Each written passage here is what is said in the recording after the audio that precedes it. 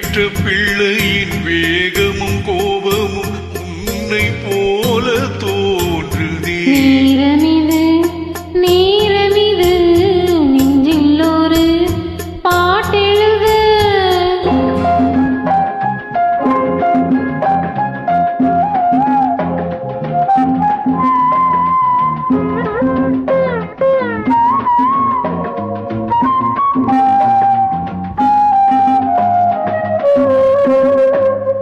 இன்னும் ஒன்று வேண்டும் என்று தெய்வத்திடம் கேட்டிருந்தேன்.